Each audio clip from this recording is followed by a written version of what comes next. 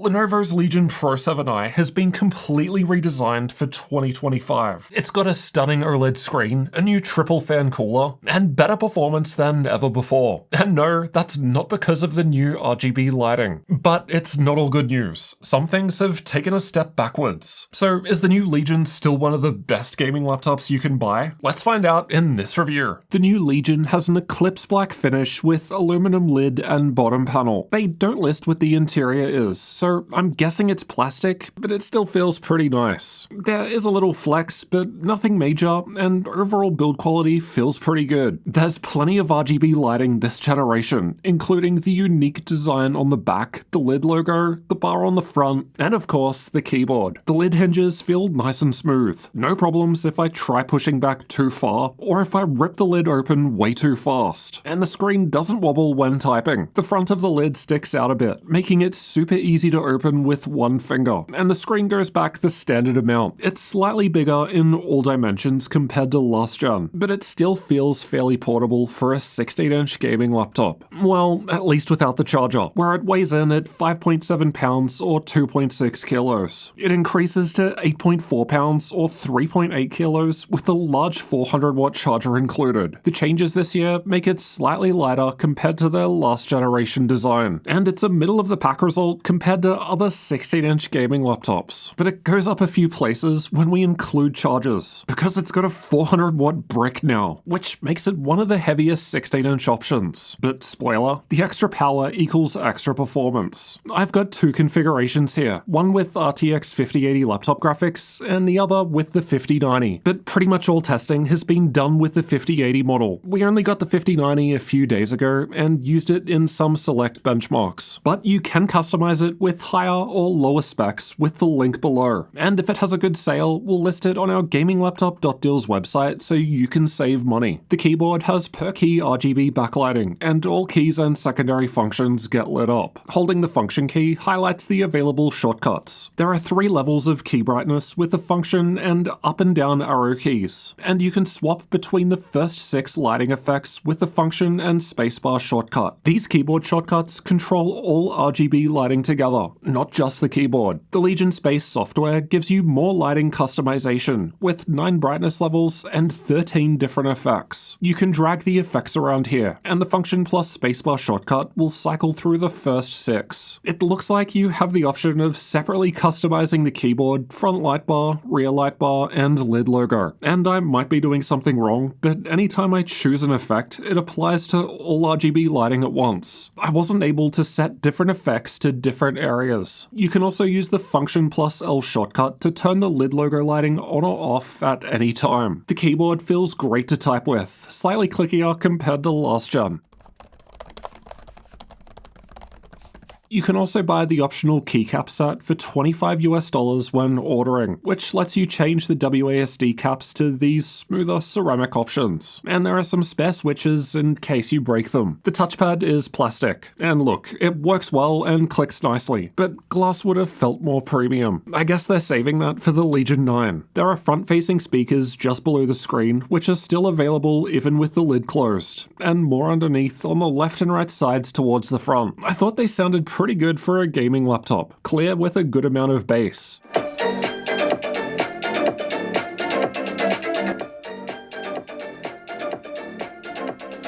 The Latencymon results were excellent compared to most others in our 5-minute idle test. All ports are found on the left and right sides this generation, which has been a controversial change, as last gen they had a bunch on the back to help keep cables out of the way. But hey, at least we've got RGB lighting now. There's still a decent selection of ports, but I have a few complaints. No Thunderbolt 5 seems like a bit of a miss, and it would have been nicer to have a Type-C port on either side. Plus, given there's no side air vents anymore, the space could have been used a bit better with ports closer to the back. The display outputs offer a good mix for connecting to discrete or integrated graphics. Connecting to the DGPU gives better performance in games and VR, but connecting to iGPU for lighter tasks means quieter fans. Getting inside requires removing 10 Phillips head screws. The 4 closest to the front are shorter than the rest. I still needed pry tools to open it. The ones I use are linked below, but it's way easier to open compared to the last gen design, which had the big plastic side vents. Once inside, you can't do much until you remove this metal cover. This one also uses Phillips head screws, but with 2 different sizes. 6 of the screws don't come out from the metal panel. Only the 4 smaller ones around the fan should come out. Then you can just lift the panel off. But it might stick a little as it's covered in heat pads for the RAM, SSDs, and Wi-Fi. With that removed, we've got the battery down the front, 2 memory slots above near the middle, installed SSD to the right of that, second M.2 storage slot to the left, with the Wi-Fi card just above. Performance from the Wi-Fi 7 card is excellent, and more than twice as fast compared to the older 6E one found in the last gen model. Speeds from the installed 1TB PCIe Gen 5 SSD were wild, but you can also configure it with a cheaper Gen 4 drive when customizing with the link below. Both M.2 slots fit drives with chips on both sides, but only the M.2 slot on the right supports faster Gen 5 speeds, while the spare one on the left is slower Gen 4. The upgrade score is basically perfect as far as most 16-inch gaming laptops go. Easy to open, 2 swappable memory sticks, 2 M.2 storage slots, changeable Wi-Fi, no problems. It is a few extra screws to get that metal plate off, but it's not the end of the world for how infrequently you'd upgrade. And besides, it means thermal pads on everything, which will help remove heat, especially for that PCIe Gen 5 drive. In most regions, the Legion is powered by a 99 Wh battery, but unfortunately, the one Lenovo is lending me only has an 80 Wh battery, so expect better results with the bigger one. Unlike previous Legion laptops, I couldn't find an option to automatically lower the screen's refresh rate when you unplug the charger to save power, but Windows does have this option. And there's also the Function plus R shortcut, which lets you quickly swap the refresh rate at any time. You can also limit the battery's maximum charge level to 80% in the Vantage software to help the battery last longer,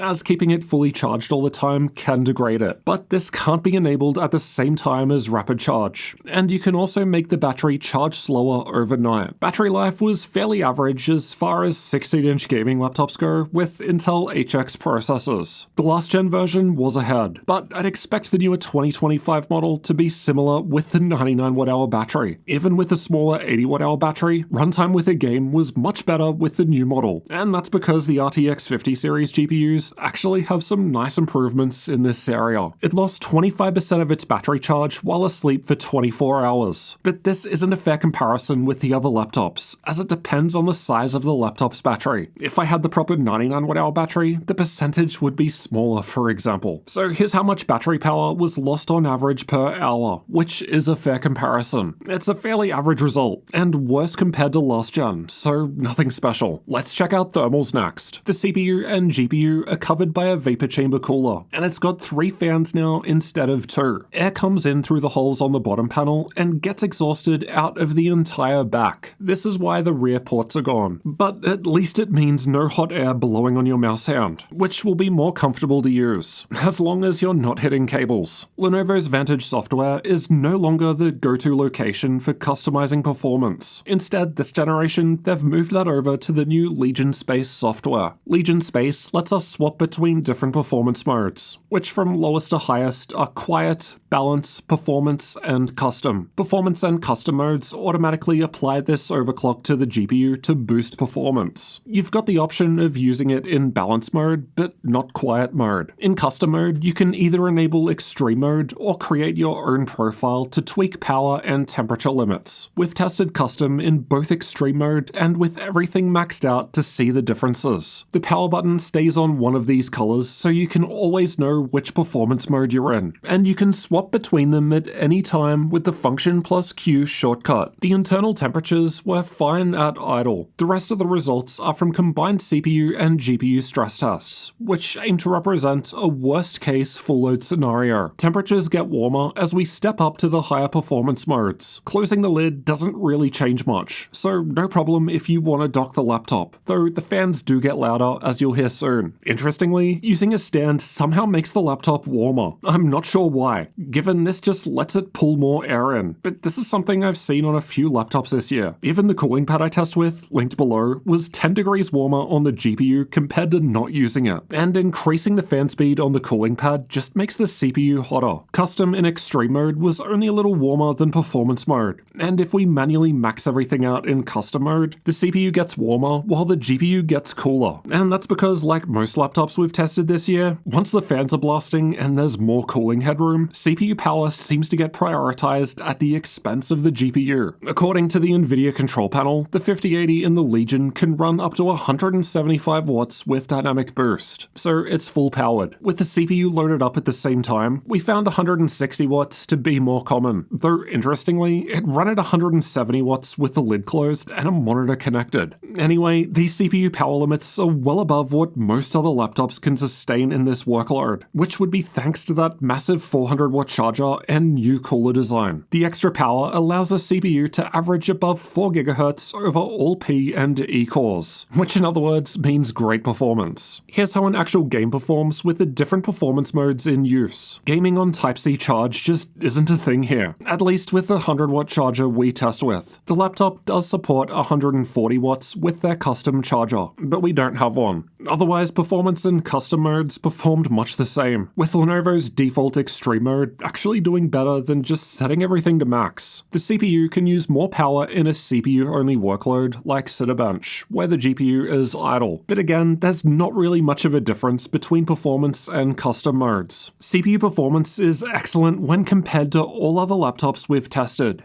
Technically, it's slightly behind the Alienware in first place, but in practice, this is a meaningless difference that's within the margin of error range. Compared to the last gen model, we're almost looking at a 39% higher multi-core score. Granted, there was also a 14th gen version on the same chassis as the 13th gen model we tested, but I doubt the difference is that big, given 14th gen was basically a rename of 13th gen. We almost lose 1,000 points from the multi-core score when unplugging the charger and running on battery power, but it's still a decent result relative to most other laptops tested. That said, the Alienware had a bigger lead now. Not to mention, it's beaten by a 13-inch tablet. As for keyboard temps, most laptops I test are in the low 30 degrees Celsius range on the keyboard at idle, and the Legion was warmer than this, but it feels fine. It's warmer with a workload running, and the middle was a little uncomfortable, but the fans also spin slower in quiet mode. It's a bit cooler in balance mode as the fans are running louder to compensate for the higher power, though the middle of the keyboard still feels a bit warmer than I'd like. Performance mode is fairly similar, but the wrist rest and WASD area are cool, so not really a problem while gaming. Extreme mode was a little cooler, but the fans are louder now. The hottest point of the keyboard was between the keys near the middle, so actually typing would feel a bit cooler than this. It's cooler compared to last gen, and basically the same as HP's Omen Max 16, which has the same CPU and GPU, though the fans are slightly quieter. Let's have a listen.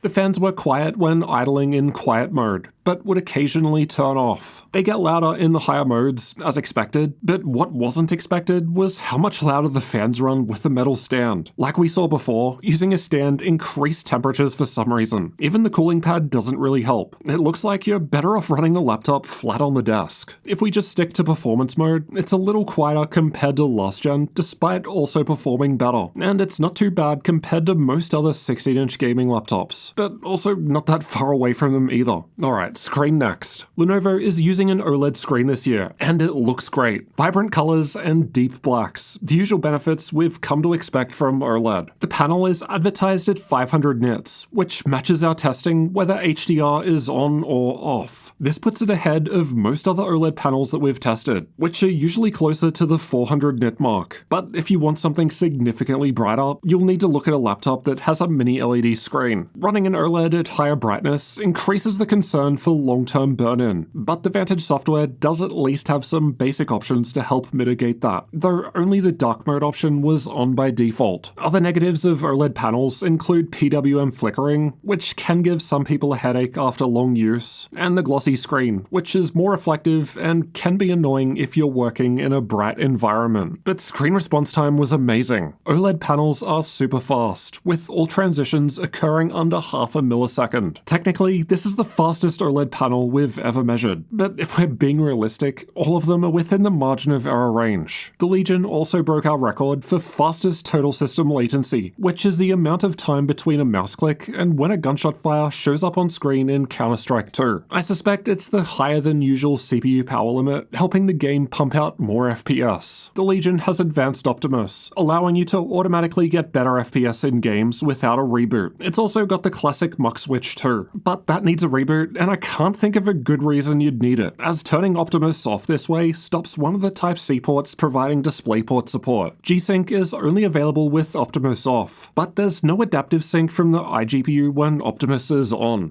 Put simply, play games with Optimus off for a tear-free experience. There's a 1440p camera above the screen in the middle, but unfortunately it doesn't have IR for Windows Hello Face Unlock, which I thought was a bit strange from a fairly premium laptop. And here's how it sounds while typing on the keyboard.